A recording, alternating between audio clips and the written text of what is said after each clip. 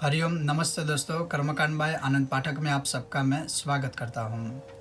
मित्रों, वीडियो की शुरुआत करने से पहले आप सबसे मेरी प्रार्थना है कि अगर अभी तक आपने मेरी चैनल को सब्सक्राइब नहीं किया है तो कृपया करके मेरी चैनल को सब्सक्राइब करें और साथ ही अगर आपको मेरा ये वीडियो पसंद आता है तो मेरे वीडियो को लाइक करिए।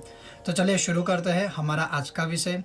दोस्तों, आज के कर्मकांड का विषय मैंने लिया है मुद्रा, अर्थात भगवान गणेश को प्रसन्न करने के लिए जो गणपति की जो मुद्राएं हैं वो आज मैं आपको बताऊंगा। और मुद्रा क्या होती है, तो शास्त्रों के अनुसार मोदनात् सर्वदेवानां द्रावणात् पाप समतले है, अर्थात मुद्राओं के द्वारा देवों को आनंद प्राप्त होता है, देव बहुत ही प्रसन्न होते हैं और साथ ही साधक के जितने भी पाप है वो सभी पापों का विनाश हो जाता है, सभी पाप भस्मीभूत हो जाते हैं। और अगर योग शास्त्र के अनुसार हम देखें तो योग शास्त्र के अनुसार बताया गया है कि मुद्रा के द्वारा हमारे स्वास्थ्य को भी लाभ होता है। किंतु चलिए हम शुरू करते हैं अध्यात्म की ओर और शुरू करते हैं हमारा आज का मुख्य विषय। तो भगवान गणेश को कौन सी मुद्राएं पसंद है और भगवान गणपति को प्रसन्न करने के लिए प्रतिदिन कौन सी मुद्राएं करनी चाहिए और कैसे करनी चाहिए वो आज मैं आपको बता रहा हूँ। तो हमारे शास्त्रों में लिखा हुआ है, ओम दंतपाशंकुशा विघ्न परशुलड्डूकसंज्ञकाः बीजपुरन्या मुद्रा विघ्नेया विघ्नपूजने ततो गणेशमुद्राणाम् उच्यते लक्षणानि तु। अर्थात भगवान गणपति को दंत, पाश, अंकुश, विघ्न, परशु, लड्डुक और बीजपुर, ये 7 मुद्राएं हैं जो दर्शाने से, जो भगवान गणपति को बताने से भगवान बहुत ही खुश होते हैं, बहुत ही प्रसन्न होते हैं और साथ ही हमारे सभी पापों का विनाश करते हैं। तो आइए मैं एक एक करके आपको वह मुद्रा बता रहा हूँ, वो मुद्रा कैसे करनी है।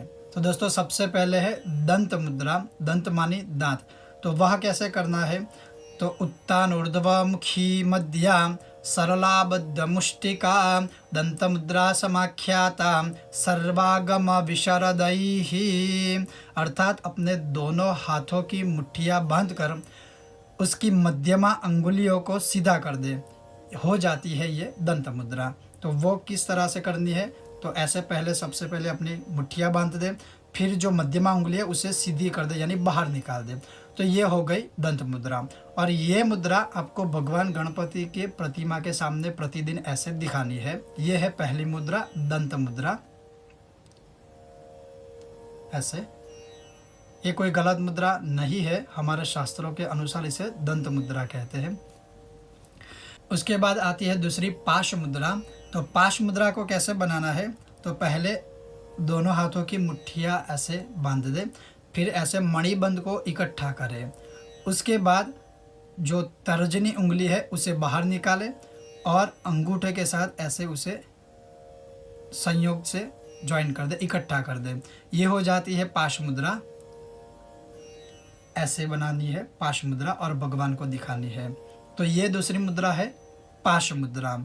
और पाश मुद्रा के विषय में लिखा हुआ है, वाम मुष्टेस्तु तर्जन्या दक्ष मुष्टेस्तु तर्जनीम संयोज्यांगुष्टकाग्राभ्यम तर्जन्यग्रे समुत्क्षियेत्।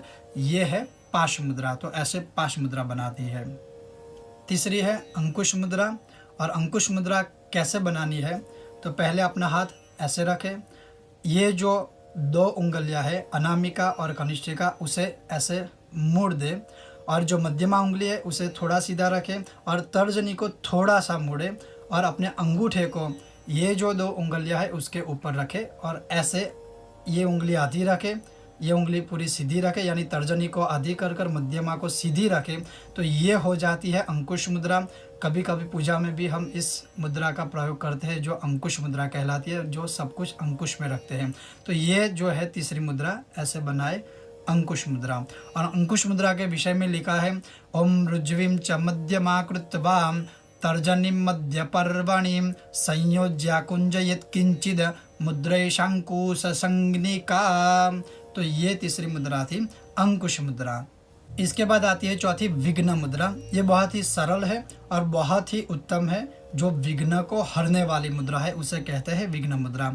विघ्न मुद्रा के विषय में कहा है तर्जनी मध्यमा संधि निःसृतांगुष्ठ मुष्टिका अधोमुखी दीर्घ रूपा मध्यमा विघ्न नामिका। कुछ करना नहीं है, ऐसे अपनी मुट्ठियों को बांधे और अंगूठे को ऐसे कर दे, बस ऐसे भगवान को दिखाना है। ये हो जाती है विघ्न मुद्रा, जो विघ्न को हरने वाली है। ऐसे रखनी है, दोनों अंगूठे को उंगलियों के ऊपर रखना है और अपनी मुट्ठी को बांध लेना है। तो ये हो जाती है विघ्न मुद्रा। प्रतिदिन ये गणपति को दिखाने से सभी विघ्नों का विनाश होता है। पांचवी मुद्रा है परशु मुद्रा। तो परशु मुद्रा के विषय में लिखा है तते तलम तो करियो स्थिर यक संयोज्य चांगुलिम संवहंताम प्रसृताम कुर्यात मुखद्रेयम परशु संगनिका। ये मुद्रा ऐसे करनी है, अपनी उंगलियों के बीच थोड़ी सी ऐसे जगह रखे, अंगूठे के बीच भी थोड़ी सी जगह रखे ऐसे, और फिर भगवान को ऐसे दिखाए। ये हो जाती है परशु मुद्रा। फिर से आप देख ले, ऐसे थोड़ी सी उंगलियों के बीच जगह रखनी है, वैसे ही अंगूठे के बीच जगह रखनी है, और फिर दोनों हाथों से ऐसे भगवान को नमस्कार करना है एक प्रकार से। ये हो जाती है परशु मुद्रा। फिर आती है लड्डुक मुद्रा। तो ये मुद्रा भी भगवान गणपति को बहुत ही प्रिय है, क्योंकि उसका नाम ही लड्डुक है, यानी लड्डू मुद्रा है। जैसे भगवान को हम लड्डू दिखा रहे हैं या भगवान को हाथ में लड्डू देके अर्पण कर रहे हैं, इसे कहते हैं लड्डुक मुद्रा यानी लड्डू मुद्रा। तो ये भी बहुत ही सरल है, और इसके विषय में लिखा है परशु मुद्रा निगदिता प्रसिद्धा लड्डू मुद्रिका। तो ये मुद्रा दिखाने से भगवान बहुत ही प्रसन्न होते हैं, और ये भी बहुत सरल है। सिर्फ ऐसे अपना हाथ रखना है, सभी उंगलियों के बीच थोड़ी सी जगह रखनी है, और भगवान को ऐसे दिखाना है जैसे आपने अपने हाथ में स्वयं एक लड्डू पकड़ा हुआ है। तो ऐसे भगवान को दिखानी है ये लड्डू मुद्रा। और अंतिम मुद्रा है सातवीं मुद्रा, जो है बीजपुर मुद्रा। और बीजपुर मुद्रा के विषय में लिखा है बीजपुरान्नया मुद्रा प्रसिद्धत्वाद उपेक्षिता। बीज मुद्रा बहुत प्रसिद्ध नहीं है, इसी कारणवश यह मुद्रा बहुत ही उपेक्षित रही है, बहुत ही कम लोगों को इसके विषय में पता है। तो ये मुद्रा कैसे करनी है, तो फिर से दोनों हाथों के मणिबंध को ऐसे इकट्ठा लाए, फिर ये जो नाखून है, ये नाखून ऐसे रखे जैसे भगवान को दिख रहे हैं। तो दोनों हाथों के नाखून ऐसे रखे, भगवान को दिखाए, और उसके ऊपर ऐसे अंगुष्ठ यानी दोनों अंगूठे को ऊपर रख लें। ये हो जाती है परशु मुद्रा। अगर एक प्रकार से बोलूँ तो आप ऐसे करेंगे तो एक प्रकार से ये हार्ट शेप हो जाता है, हृदय का शेप होता है। तो आप ऐसे भी ये लड्डू, ये जो बीजपुर मुद्रा है, ऐसे बना सकते हैं, और ऊपर आपको सिर्फ ये दोनों अंगूठे ऐसे रखने हैं। तो ये हो जाती है बीजपुर मुद्रा। तो दोस्तों ये 7 मुद्राएं हैं जिसके माध्यम से हम भगवान गणपति को प्रसन्न कर सकते हैं। साथ ही हमारे द्वारा जितने भी जानबूझकर या फिर अनजाने में जो भी पाप हुए हैं, वो सभी पापों का हम विनाश कर सकते हैं।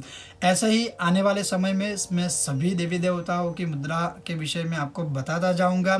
तो दोस्तों आज के लिए सिर्फ इतना ही। अगर आपको मेरा ये वीडियो पसंद आया है तो कृपया करके मेरे वीडियो को लाइक करें, शेयर करें, और मेरी चैनल को अभी तक सब्सक्राइब नहीं की है तो मेरी चैनल को सब्सक्राइब करें। आप सबका बहुत बहुत धन्यवाद। जय श्री कृष्ण।